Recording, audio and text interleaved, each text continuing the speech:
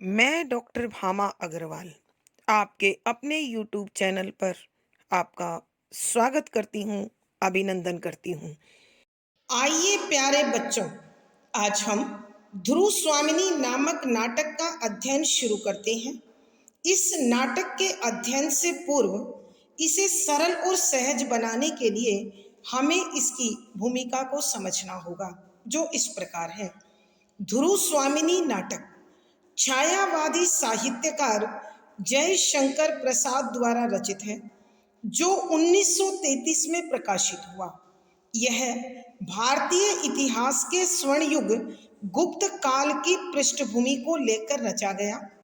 इसमें पुरुष सत्तात्मक समाज के शोषण के विरुद्ध नारी के विद्रोह द्वारा उसके अस्तित्व, अस्मिता, अधिकार, अनुचित विवाह से मोक्ष तथा पुनर्लगन की समस्या का समाधान प्रस्तुत किया गया है। यहाँ समुद्रगुप्त की मृत्यु से लेकर चंद्रगुप्त के राजा बनने तक के समय के घटनाक्रम को 3 भागों में विभाजित किया गया है। पात्र सूची: ध्रुव स्वामिनी, मंदाकिनी, कोमा, चंद्रगुप्त, रामगुप्त, शिखर स्वामी, पुरोहित, शकराज, खिंगिल, मिहिरदेव, सामंत कुमार, शक सामंत, प्रतिहारी, प्रहरी, दासी, कुबड़ा, बोना, हिजड़ा, नर्तकियां। प्रथम अंक इस प्रकार है। स्मरणीय बिंदु: नंबर 1, प्रथम अंक का आरंभ पर्वतीय प्रदेश में रामगुप्त के युद्ध शिविर में ध्रुव स्वामिनी के प्रवेश से होता है। नंबर 2, यह विजय अभियान केवल बहाना है। वास्तव में ध्रुव स्वामिनी के हृदय में चंद्रगुप्त के प्रति भावों का पता लगाना है। नंबर 3, इस कार्य के लिए रामगुप्त ने अपनी बहन मंदाकिनी को दासी के रूप में नियुक्त किया है, जो अपने उद्देश्य में सफल होती है, अर्थात वो ध्रुव स्वामिनी के हृदय में चंद्रगुप्त के प्रति कोमल भाव हैं, यह जान लेती है। नंबर 4, अयोग्य, कमजोर तथा विलासी रामगुप्त महामंत्री शिखर स्वामी के षड्यंत्र द्वारा गुप्त साम्राज्य तथा ध्रुव स्वामिनी दोनों को प्राप्त करता है, इसलिए हमेशा सशंकित रहता है, सशंकित, डरा हुआ। नंबर 5, रामगुप्त की अयोग्यता को जानकर शकराज उसे घेरकर युद्ध के लिए ललकारता है। नंबर 6, रस विलास में डूबा रामगुप्त कोई उत्तर नहीं देता तो शकराज 2 शर्तों के साथ संधि प्रस्ताव भिजवाता है अथवा भेज देता है। नंबर 7, शर्त के अनुसार ध्रुव स्वामिनी अपने लिए तथा गुप्त सामंतों की पत्नियां शक सरदारों के लिए मांगी जाती हैं। नंबर 8, गुप्त वंशीय प्रतिष्ठा के विरुद्ध रामगुप्त संधि की शर्त स्वीकार कर लेता है। नंबर 9, ध्रुव स्वामिनी अपनी प्रतिष्ठा की रक्षा के लिए रामगुप्त से प्रार्थना करती है, मगर वह इसके लिए तैयार नहीं होता। नंबर 10, शिखर स्वामी कहता है कि राज्य और राजा की रक्षा हर वस्तु देकर होनी चाहिए।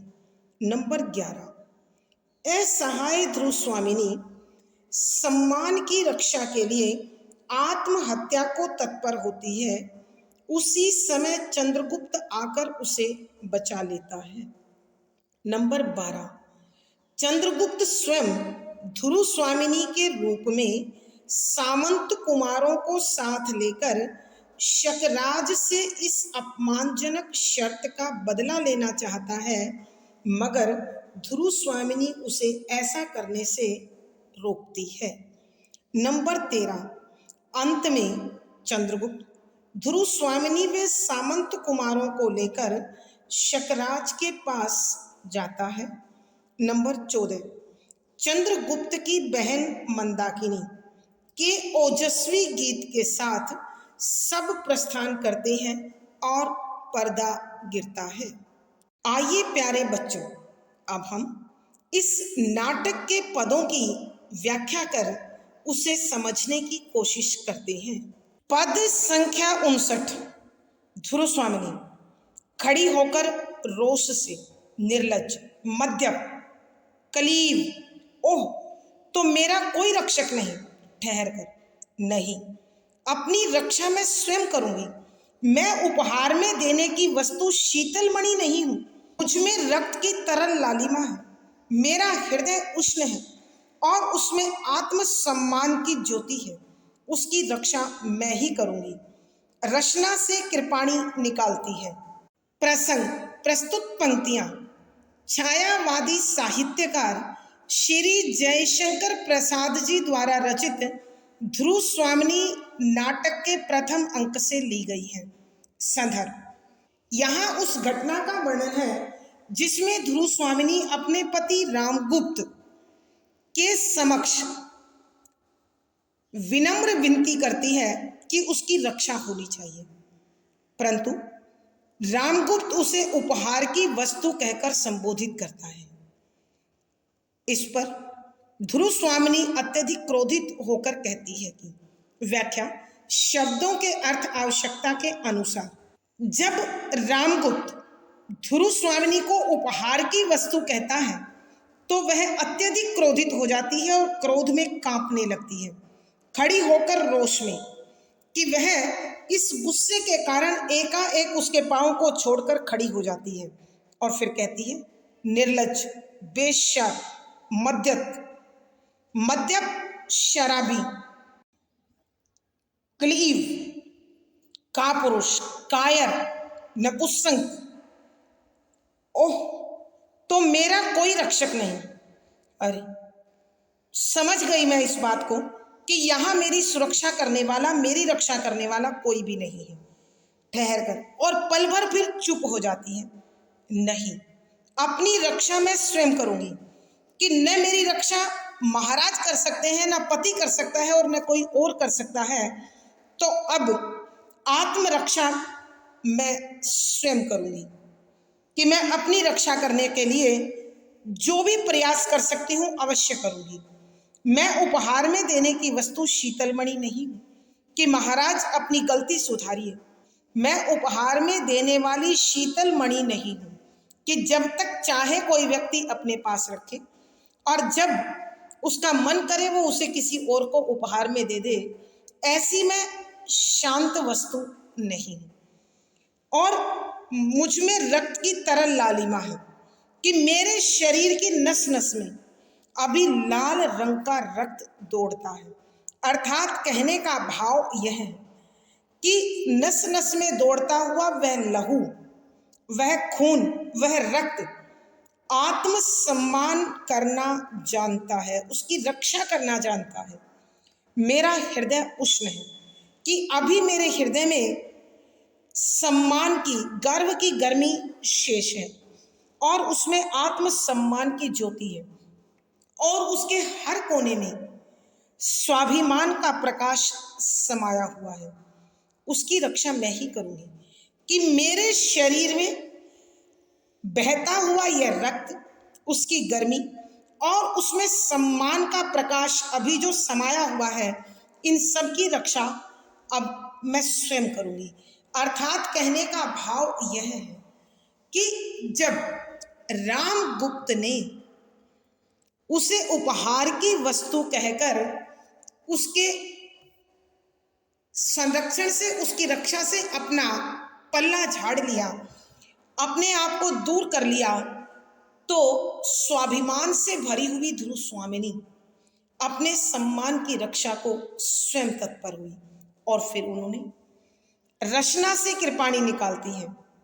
रचना वैसे तो होती है रस्सी, पशु की नाक में डलने वाली लगाम, परंतु यहाँ राजा रानी आदि अपनी रक्षा के लिए अपने वस्त्रों के साथ ही एक छोटी सी कटार रखते हैं कि जब भी कभी उन पर कोई हमला करे तो वह उससे आत्मरक्षा कर सके।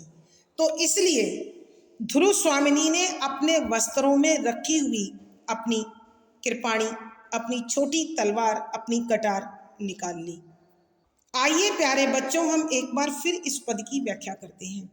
यहाँ जब रामगुप्त ध्रुव स्वामिनी की रक्षा करने से इनकार कर देता है और उसे उपहार की वस्तु कहता है, तो ध्रुव स्वामिनी स्वाभिमान से भरकर अत्यधिक क्रोधित हो जाती है और उस क्रोध के कारण कांपने लगती है।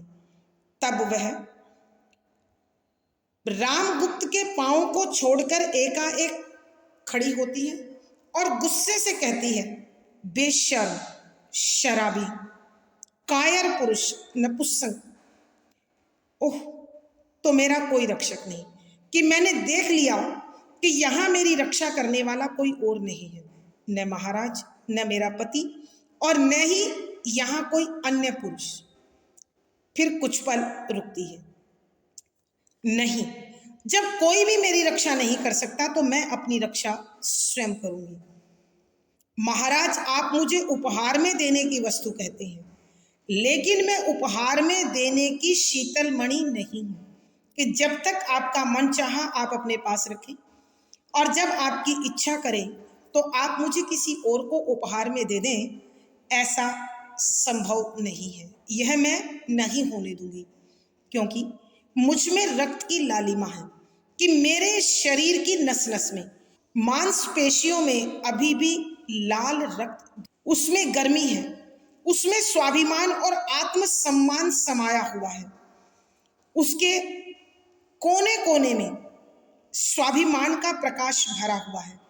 और अब मैं अपने इस लाल रक्त की गर्मी और स्वाभिमान की रक्षा, अपने स्त्रीत्व की रक्षा, अपने नारीत्व की रक्षा, अपने कौमार्य की रक्षा और अपने आप की रक्षा स्वयं करूंगी। और ऐसा कहकर वह अपने वस्त्रों में रखी हुई कटार को आत्महत्या उद्देश्य से निकाल लेती है।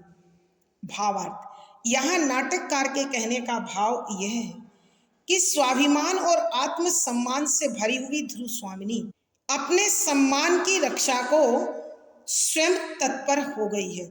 विशेष स्वाभिमानी ध्रुव स्वामिनी में स्त्रीत्व, नारीत्व, मर्यादा की रक्षा का पूर्ण साहस है, वीरता है, वह एक अद्भुत वीरांगना है। इस तथ्य का उद्घाटन हुआ है। शुद्ध साहित्यिक खड़ी बोली है, तत्सम प्रधान शब्दावली का प्रयोग है, वीर रस ओज गुण है, संवादात्मक शैली है और अनुभूति परक बिंब है। पद संख्या 60। रामगुप्त भयभीत होकर पीछे हटता हुआ, तो क्या तुम मेरी हत्या करोगी?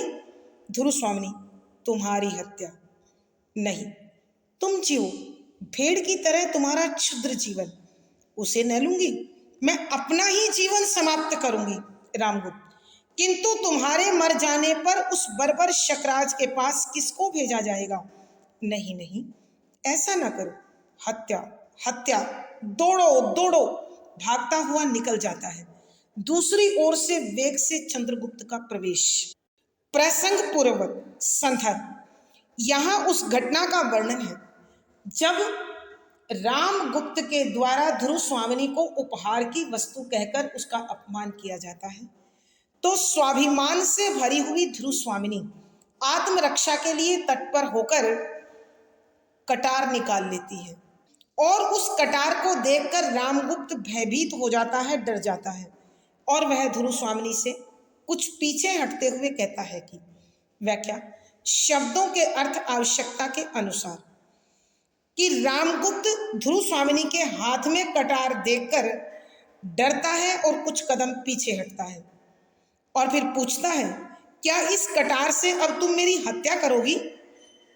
तब ध्रुव स्वामिनी आक्रोश से भरकर व्यंग करते हुए, उसे फटकारते हुए कहती है कि तुम्हारी हत्या नहीं, तुम्हारी हत्या करके मुझे क्या लाभ मिलेगा? तुम जियो, इसी तरह अपमानित जीवन जियो। अपमानित जीवन जीना तिल तिल कर मरने से भी बदसूरत होता है। भेड़ की तरह तुम्हारा क्षुद्र जीवन, कि भेड़ बकरियों के समान तुम्हारा ये तुच्छ जीवन, क्षुद्र माने तुच्छ, नीच, सम्मान से रहित, अपमानित, उसे न लूंगी, कि मैं उसे नहीं लेना चाहती। मैं तुम्हें मारकर अपने आप को कलंकित नहीं करना चाहती। मैं अपना ही जीवन समाप्त करूंगी, कि मैं खुद को मारूंगी, कि इस अपमानित जीवन से जुड़कर मैं अपमान न झेलूं। रामगुप्त, किंतु तुम्हारे मर जाने पर उस बर्बर शकराज के पास किसको भेजा जाएगा?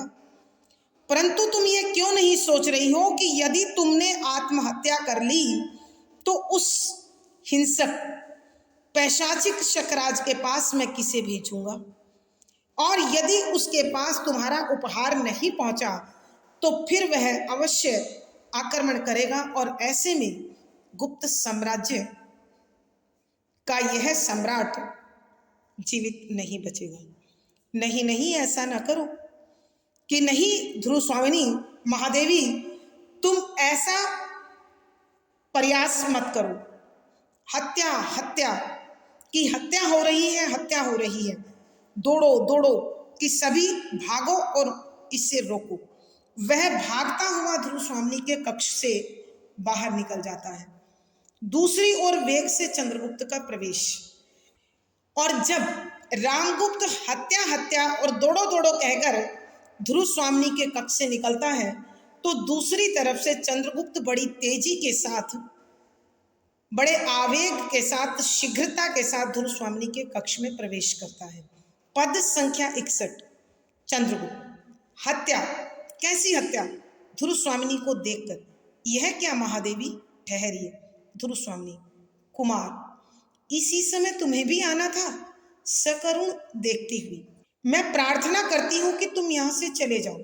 मुझे अपने अपमान में निर्वसन नग्न देखने का किसी पुरुष को अधिकार नहीं। मुझे मृत्यु की चादर से अपने को ढक लेने दो। चंद्रगुप्त, किंतु क्या कारण सुनने का भी मैं अधिकारी नहीं हूं? प्रसंग पूर्वक संदर्भ, यहां उस घटना का वर्णन है जब ध्रुव स्वामिनी के हाथ में कटार देखकर रामगुप्त डरा हुआ हत्या हत्या दौड़ो दौड़ो कहकर उसके कक्ष से बाहर भागता है, तो दूसरी ओर से चंद्रगुप्त उस कक्ष में प्रवेश करता है। जब ध्रुव स्वामिनी जैसी वीरांगना के हाथ में आत्महत्या के लिए कटार देखता है, तो वह इस घोर अपमानजनक अपराध व पाप करती हुई उन्हें देखकर आश्चर्यचकित हो जाता है और उससे पूछने लगता है। व्याख्या, शब्दों के अर्थ आवश्यकता के अनुसार। चंद्रगुप्त, हत्या, कैसी हत्या? कि चंद्रगुप्त ध्रुव स्वामिनी की ओर देखकर पूछता है, हत्या, कैसी हत्या, किसकी हत्या? यह क्या? जब उसने देखा कि महादेवी के हाथ में कटार है और वो आत्महत्या को तत्पर है, तो वह इस प्रकार के कायरतापूर्ण कार्य की आशा और अपेक्षा नहीं कर सकता, इसलिए आश्चर्यचकित होकर पूछता है, महादेवी यह क्या? परंतु महादेवी कुछ पल रुकिए, ठहरिए। तब ध्रुव स्वामिनी अत्यधिक करुणा के भाव से भरकर कहती है, कुमार, इसी समय तुम्हें भी आना था? कि हे चंद्रगुप्त, हे राजकुमार, क्या तुम्हें भी इसी समय आना था जब मैं अपने सम्मान की रक्षा के लिए आत्महत्या को तत्पर हूं? सकरुण देखती हुई, कि बड़ी करुणा के साथ उसे देखती है, मैं प्रार्थना करती हूं कि तुम यहां से चले जाओ। कि राजकुमार, मेरी तुमसे विनती है कि तुम इस समय यहां से चले जाओ, अर्थात मेरे कक्ष से चले जाओ। मुझे अपने अपमान में निर्वसन नग्न देखने का किसी पुरुष को अधिकार नहीं। मुझे अपने लिए प्रयोग करती है, अपने अपमान में, कि मेरा जो अपमान हुआ है, अपने इस अपमानित जीवन में निर्वसन, निर्माने के बिना, वसन माने वस्त्र, वस्त्रों से रहित, वस्त्रहीन, नग्न नंगी, देखने का किसी पुरुष किसी अन्य पुरुष को अधिकार नहीं है। यहाँ नाटककार के कहने का भाव यह है कि ध्रुव स्वामिनी ठीक उसी प्रकार बड़ी करुणा के साथ प्रार्थना कर रही थी, विनती कर रही थी कि महाराज अब आप चले जाओ। जिस प्रकार कोई भी नारी वस्त्रहीन होने पर किसी भी पुरुष के द्वारा देखा जाना पसंद नहीं करती, ठीक उसी प्रकार अपने ही पति के द्वारा अत्यधिक अपमानित घोर अपमान को झेल चुकी ध्रुव स्वामिनी इस अपमान की दशा में अपने आप को किसी अन्य वीर पुरुष, किसी भी पुरुष के समक्ष अपने अपमान के साथ नहीं आना चाहती।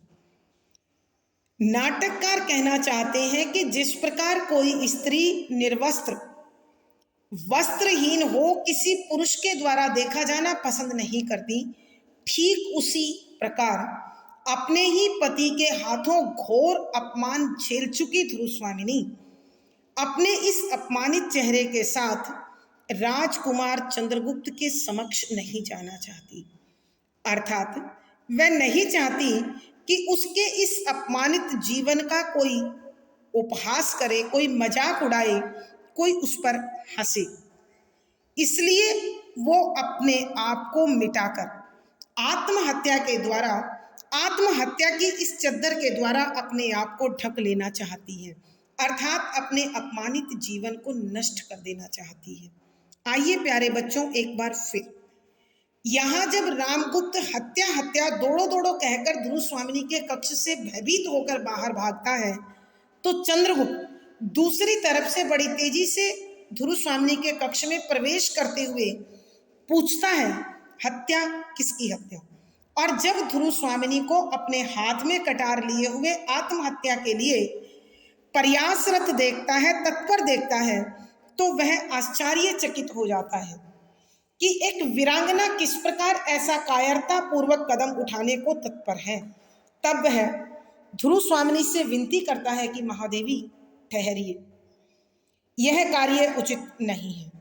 तब ध्रुव स्वामिनी बड़ी दया से भरकर, करुणा से भरकर चंद्रगुप्त से पूछती है, क्या राजकुमार आपको भी अभी आना था?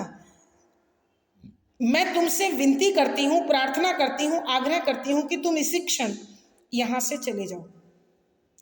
जिस प्रकार कोई वस्त्रहीन नारी किसी पुरुष के समक्ष नहीं आना चाहती और किसी पुरुष के द्वारा देखा जाना उचित नहीं समझती, ठीक उसी प्रकार मैं भी अपने पति के हाथों घोर अपमानित हुई हूं और इस अपमान से भरे जीवन को मैं आत्महत्या कर मृत्यु की चद्दर से ढक देना चाहती हूं। मैं नहीं चाहती कि मेरे इस अपमानित, कलंकित, दागिल जीवन को कोई देखे, उसका उपहास करे, उसकी मजाक उड़ाए, उस पर हंसे। इसलिए मुझे यह जीवन अब स्वीकार नहीं है। तब चंद्रगुप्त पूछता है, किंतु क्या कारण सुनने का भी मैं अधिकारी नहीं हूं कि ऐसा कौन सा कारण है जिसके लिए महारानी आप एक वीरांगना होकर, एक वीर स्त्री होकर कैसे ऐसा कायरतापूर्ण कदम उठाने को तत्पर हूं? क्या मैं इस सत्य को जानने का अधिकार भी नहीं रखता हूं? भावार्थ, कहने का भाव यह है, जब कोई स्त्री अपने स्त्रीत्व, अपने नारीत्व, आत्मसम्मान की रक्षा के लिए स्वयं को नष्ट कर देना चाहती है, तो ऐसी स्त्री पद्मिनी की कोटि में आ जाती है। यहाँ इस कार्य के कारण, इस साहसपूर्ण कार्य के कारण महादेवी भी पद्मिनी की कोटि में आ चुकी है। विशेष यहाँ ध्रुव स्वामिनी का स्वाभिमान से भरा हुआ, स्त्रीत्व से भरा हुआ स्वरूप प्रकट हुआ है। शुद्ध साहित्यिक खड़ी बोली है, तत्सम प्रधान शब्दावली है, व्यंजना शब्द शक्ति है, करुण रस है, प्रसाद गुण है, संवादात्मक शैली और अनुभूति परक बिंब है। पद संख्या 62। ध्रुव स्वामिनी, सुनोगे?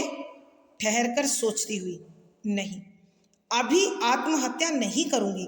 जब तुम आ गए हो तो थोड़ा ठहरूंगी। यह तीखी छुरी इस अतृप्त हृदय में विकासो उन्मुख कुसुम में विषैले कीट के डंक की तरह चुभा दूं या नहीं, इस पर विचार करूंगी। यदि नहीं तो मेरी दुर्दशा का पुरस्कार क्या कुछ और है?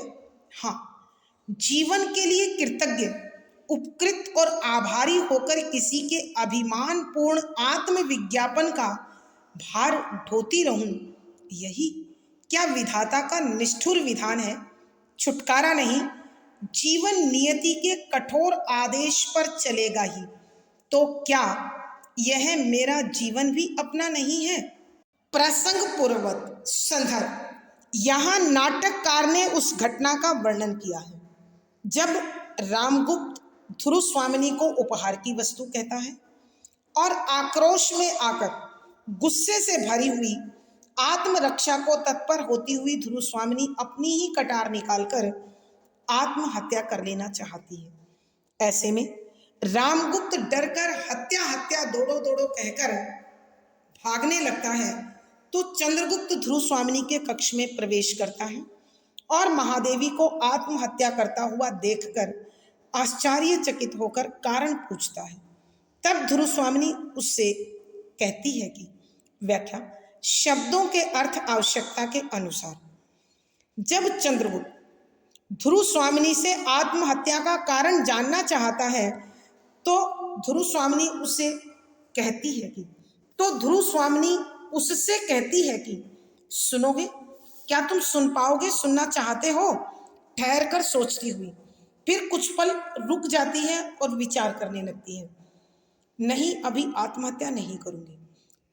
कि राजकुमार, मैं अभी आत्महत्या नहीं करूंगी, अभी कुछ पल ठहरती हूं, क्योंकि तुम आ गए हो तो थोड़ा ठहरूंगी।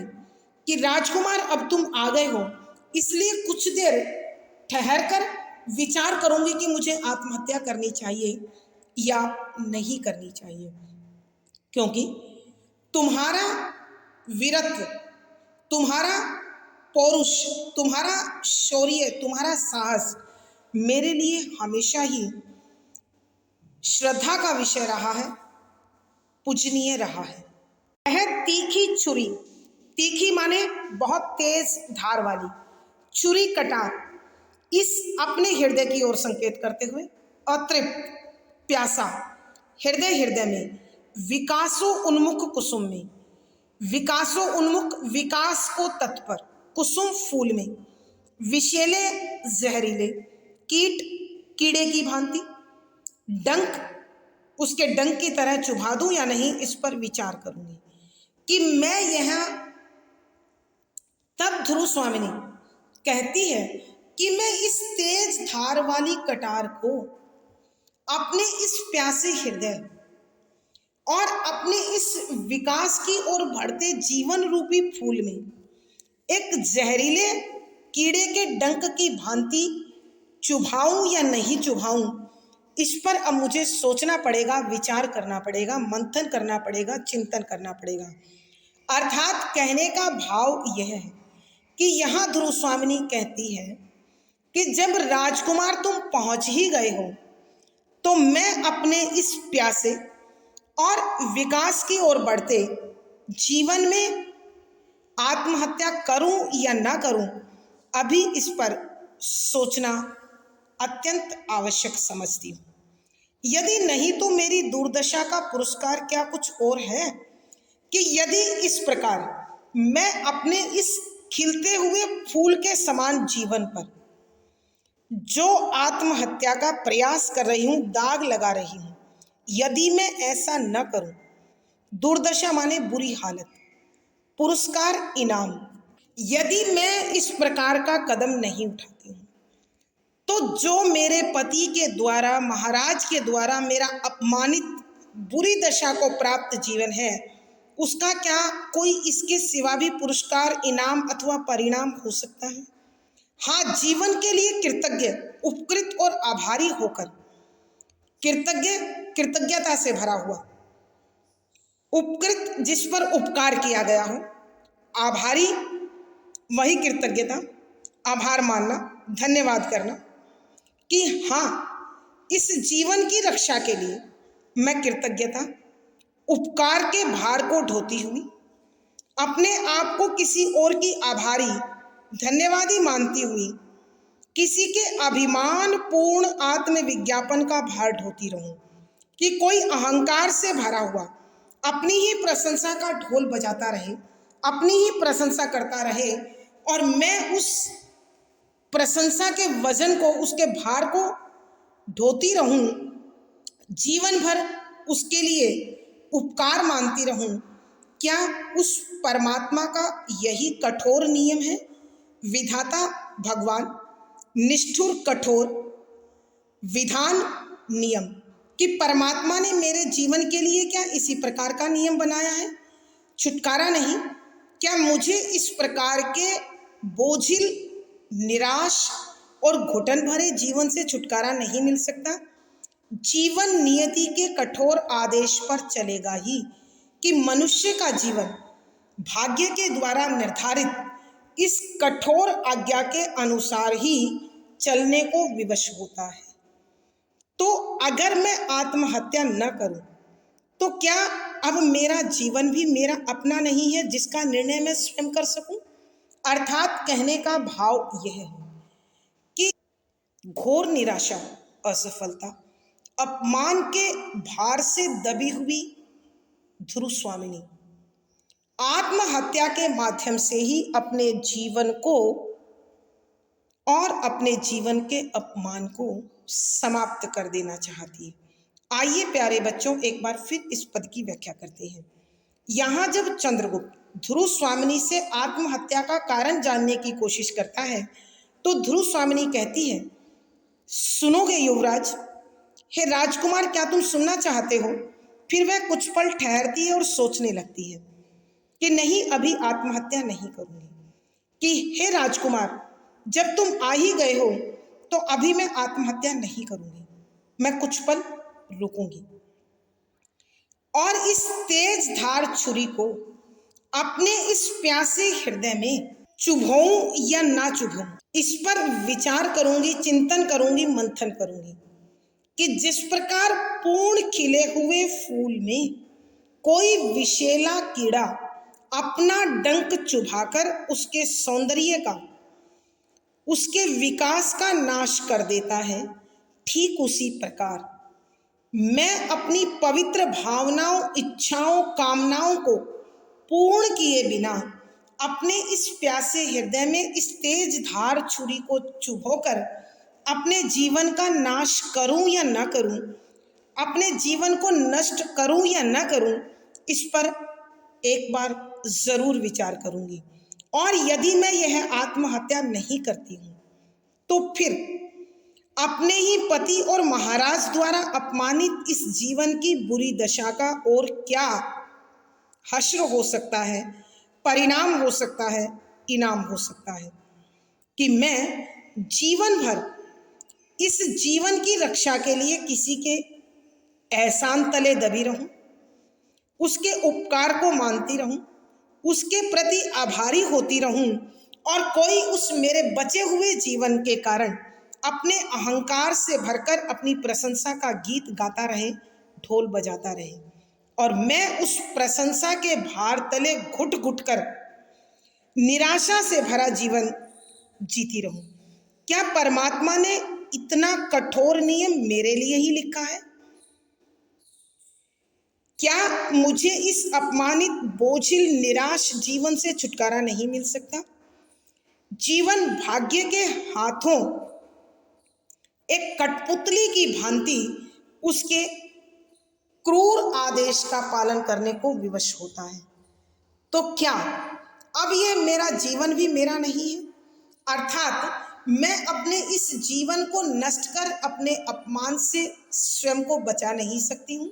भावार्थ, यहाँ नाटककार के कहने का भाव यह है कि मनुष्य आत्महत्या जैसा कुकृत्य केवल घोर निराशा, घुटन के पलों में ही करता है, जब उसे जीवन भारी और मृत्यु हल्की लगती है, तब वो आत्महत्या की ओर जाता है।